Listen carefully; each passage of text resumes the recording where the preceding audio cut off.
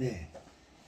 자, 9장 1절과 7절까지는 노아와 그 아들들에게 생육 번성 충만의 의미, 그리고 그 한글 번역에 의하면 뭐 피채 먹지 말라는 뭐 그런 의미, 이런 의미에 대한 다시 한번 확고한 영적 그 메시지를 우리한테 허락하셨더라면, 자, 8절에서부터 전개되는 말씀은 8절에서부터 제가 보았을 때에는 17절까지 같아요. 여기까지는 이제 언약에 대한 이야기를 합니다. 9절에 보시면 내가 보아라 이렇게 얘기해요. 한글 번역엔 여기 빠져 있는데 hen이 나와요. 봐라.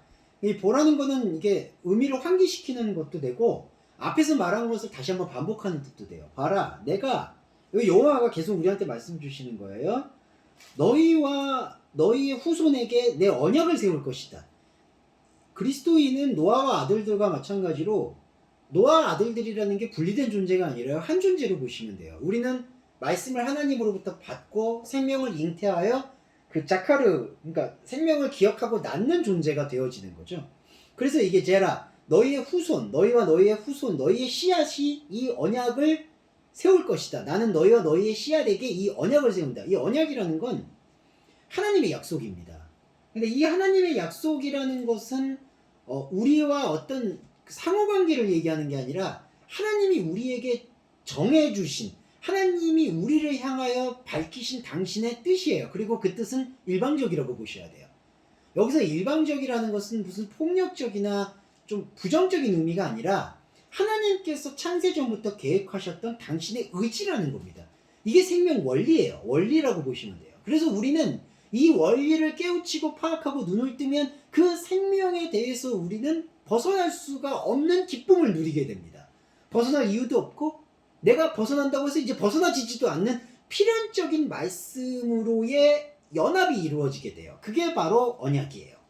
그래서 9절에서는 그 언약을 이제 체결을 하는데 10절에 내가 너희와 함께한 생물, 너희와 함께한 새와 육축과 땅의 모든 생물에게 언약을 계속해서 세운다라는 표현을 합니다. 세운다라는 건 확인을 한다라는 뜻인데, 자, 이 확인이 지금 또 어떻게 되냐 하면은 이 확인의 내용이 뭐가 있냐면 11절에 내가 너희와 언약을 세우리니 다시는 모든 생물을 홍수로 멸하지 않을 것이다. 땅을 침몰하는 홍수가 다시 있지 않는다. 근데 지난번에 제가 한번 말씀드렸죠. 이게 다시는 앞으로라는 뜻이 아니라 앞으로 모든 생물을 멸하지 않겠다는 뜻이 아니라 하나님의 말씀과 언약을 기억한 존재는 인간이 갖고 있는 유한한 시간을 초월해서, 이 초월이라는 표현이 적절하지 않을 수도 있어요. 왜냐하면은 초월이라는 것은 뭐 차원을 다르게 한다는 뜻인데 이거는 사실은 하나님에게서는 우리 차원과 당신의 차원이 함께 통합되어 있기 때문에 우리 입장에서는 초월이지만 하나님 입장에서는 그걸 저는 포월이라고 표현하는데 끌어안으시는 거죠. 뭐 그런 의미가 있기 때문에 다시 설명을 해보면은 하나님의 말씀을, 언약을 발견한 우리에게는 더 이상 홍수가 보이지 않는다라는 것을 설명하는 거예요. 자, 그러면서 자, 침몰한 홍수, 그러니까 하나님의 말씀을 발견한 존재는 더 이상 이 물이 바다가 되거나 이 물이 우리가 가지고 있는 영적인 터전이 되어야 돼. 그러니까 영적인 기갈할 수 있는, 경작할 수 있는 땅이 되어야 될 그 땅을 완전히 뒤덮어버린 홍수가 되어지지 않는다라는 거죠. 그러니까 반대로 얘기하면 여전히 말씀을 깨우치지 못하는 존재에게는 40년이란 인생 시간이 그냥 온전히 홍수고, 하나님의 언약을 발견한 존재에게는 언제도, 앞으로도 그렇고 이전에도 그렇고 지금까지 한 번도 하나님의 말씀으로 인해서 내가한테 주어진 세계는 홍수 세계, 바다가 있는, 두려움이 있는 세계가 없다라는 거예요. 그게 바로 예수님께서 신약에서 내가 다시는 너희를 정죄하지 않겠다, 나는 한 번도 너희를 정죄한 적이 없다라는 맥락과 같이 하는 것이죠. 자, 그렇게 풀이가 되고 12절에 가시면 이런 풀이를 이제 전개를 하세요. 하나님이 말씀하시는데 내가 나와 너희와 함께하는 모든 생물, 자, 내가 나와 너희라고 했을 때 너희는 하나님과 말씀을 교감할 수 있는 우리 안에 있는 영적 터전이라고 얘기할 수 있고, 함께하는 모든 생물이라는 것은 그 홀적 자아들의 어떤 수많은 다른 나들의 영역까지 다 포괄을 할 수가 있겠죠. 그런데 우리가 보고 있는 혼적인 자아와 우리가 보고 있는 수많은 다른 나들은 영원의 세대예요. 여기 지금 한글 번역을 보시면 영세라고 되어 있는데 영세라는 것을 풀어보면은 노트 올람이에요. 그러니까 올람이라는 히브리어는 영원이라는 뜻이고 이게 헬라어로 아이오나스고 노트는 게네아스예요. 그러니까 영혼은 제가 지난번에 한번 말씀을 드렸는데 모든 존재, 그러니까 믿는 사람이든 믿지 않는 사람이든 이 영혼은 모두가 가져갈 수밖에 없는 흐름이에요. 근데 그 영혼의 세대에는 그 영원한 시간을 세대, 그러니까 인간의 유한함으로 받아들이고 있는 걸 바로 영세라고 얘기하는 거죠. 이거를 뭐 영원 세세토록 이렇게 하는데 그게 아니라 영혼을 세대로 받아들이고 있는 너희들에게, 우리들이죠. 자, 우리들한테 언약을 내가 어떤 증거로 보여주겠다라고 얘기해요. 이 오트가. 근데 이 증거라는 뜻이요, 흔적이고 비유고 관문이라는 뜻으로 우리가 읽어야 돼요. 흔적이라는 건 뭐냐? 보이는 것과 보이지 않는 것의 연결고리 같은 거죠. 그러니까 우리가 가지고 있는 이 말씀을 통해서, 그러니까 여러분 이 문자가 말씀이라기보단요, 이 문자는 그냥 인간의 세대, 인간의 역사 속에서 쓰여진 기록이고요. 이 기록 안에 담겨있는 하나님의 뜻이 우리 안에서 풀어질 때 그게 증거가 된다는 거예요. 그게 오트, 증거가 되어진다는 거예요. 그러니까 우리는 이 말씀의 그냥 기록 속에서, 그러니까 영세라고 일컬어지는 그냥 영원히 어찌 보면 덮어질 수밖에 없는 유한한 흔적 속에서 하나님의 말씀의 흔적을, 메리트, 언약의 흔적을 여기서 도출해낼 수 있어야 하고, 그래야만 하는 것이 그리스도인의 영적인 사명이다라는 것을 다시 한번 강조한 거예요. 너희와 함께하는 모든 생물. 그러니까 너희와 함께하는 모든 생물 안에 너희들이 갖고 있는 그 유한함을 넘어설 수 있고, 그 유한함마저도 생명 가운데 품을 수 있는 언약의 흔적, 오트가 이것이다 라고 설명을 하면서 13절에서 그 이것을 뭐라고 설명하냐면은 그 카셰트, 이게 한글 번역은 무지개라고 번역이 됩니다. 근데 여기서 이제 조금 설명을 드리고 오늘은 마무리를 하고 싶은데, 무지개라는 거는 뭐냐면요, 무지개라는 뜻은 사실 없어요.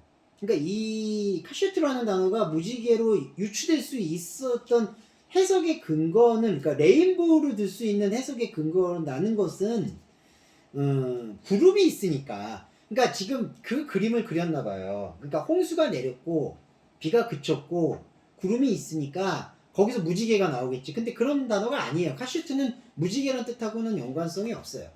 심지어 그 영문 성경도 이게 모우로 돼 있어요. 그러니까 레인보우라기보다는 그냥 구부러진 것이란 뜻이에요. 그러니까 이거는 지금 카셰트라는 것은, 무지개라는 뜻은 일단 배제하고 보시면 돼요. 그러니까 하나님께서 우리한테 주셨던 언약의 증거라는 거는 카셰트, 구부러졌다라는 거예요. 자, 구부러졌다라는 게 뭘 의미할까요? 여러분, 이게 이제 하나님의 시간과 우리 시간과의 신비인데, 우리 시간을 보세요. 직선이죠. 그러니까 우리가 갖고 있는 시간은 이렇게 직선이 돼 있죠. 과거, 현재, 미래로 가니까 우리가 과거로 돌아갈 수는 없잖아요. 그러니까 이렇게 왔다 갔다도 아니고 이렇게 보면 화살표로 이렇게 쭉 가는 거겠죠. 근데 이게 구부러진다는 거예요. 그러니까 우리가 영세라고 했을 때 영세가 이거잖아요. 그러니까 영원이라는 것도 사실은 무한하다라는 뜻이라기보다는 이 직선의 시간이 그냥 쭉 간다는 얘기잖아요. 그리고 세대는 지금 그 굴레 안에 있잖아요. 과거, 현재, 미래라는. 근데 자, 하나님이 내가 너와 너의 아들에게 생명의 말씀으로 개입해서 너희 안에 루아우, 영을 끄집어냈어. 그게 증거인데 너는 그 증거를 어떻게 이해할 수 있어요? 그러니까 우리가 묻잖아요. 우리가 그걸 어떻게 알아요? 그때 이걸 말씀하신 거예요. 이렇게 쭉 가는 직선의 시간을 구부려요. 이렇게 구부립니다. 이게 안 구부러지네. 이게 좀 애매한데. 이렇게 구부러지다. 카셰트라는 게, 무지개라고 번역된 게 카셰트예요. 근데 카셰트를 왜 구름 안에다 둔다? 구름이라고 하죠. 이 아난인데, 이 아난이란 단어의 상징이 원래 어디서부터 유래하냐면요, 은밀히 덮다, 감추다, 그 뜻이에요. 뭘 감추죠? 우리한테 드러난 시간, 우리한테 드러난 현상, 눈에 보이는 거.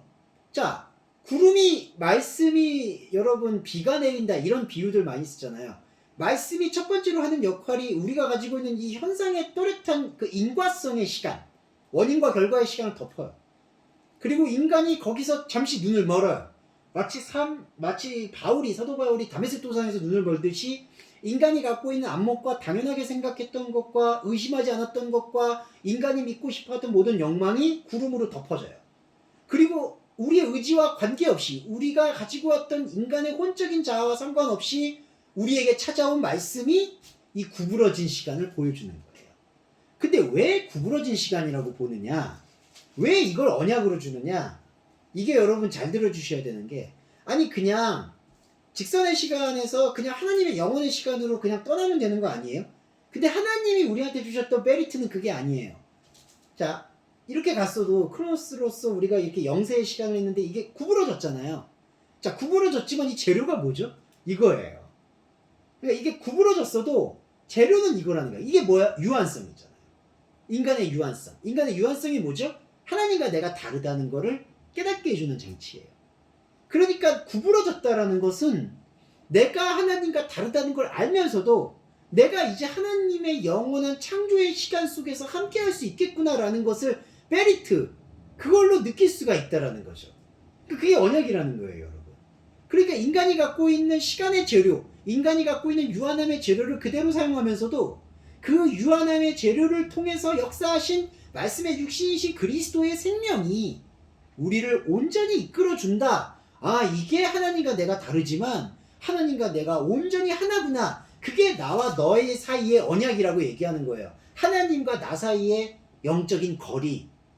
내가 왜 자꾸 여기서 지금 이 얘기하잖아. 내가 나와 너희 이게 지금 거리잖아요. 이 거리가 근데 어떻게 메워지는 거죠? 구부러진 채 메워지는 거예요. 여러분, 이게 신비 중에 신비입니다. 이 언약을 우리가 느낄 때 우리는 뭐 교만할 이유도 없고, 그리고 인위적으로 겸손할 이유도 없어요. 그러니까 인위적으로 나는 인간이야, 비참해, 이럴 이유도 없고, 또 하나 내가 신이 됐어, 내가 하나님이야, 이럴 이유도 없어요. 우리한테 주어져 있는 이 모든 재료들 안에서 하나님의 말씀이 성광처럼 비추어지는 이 언약, 그리고 이 언약은 하나님의 시간 속이라고 말걸어지는 창조의 시간 속에서 예정되어졌다라는 것을 우리는 말씀을 통해서 발견하는 거예요. 그게 바로 노아에게 줬던 하나님의 말씀의 영원한 언약이다. 그게 우리가 이제 흔히 이야기하는 무지개 언약이라는 거죠.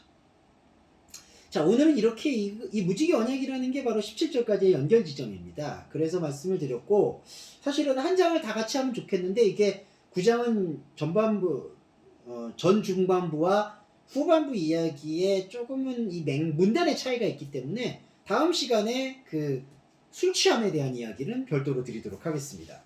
네, 여기 마치겠습니다.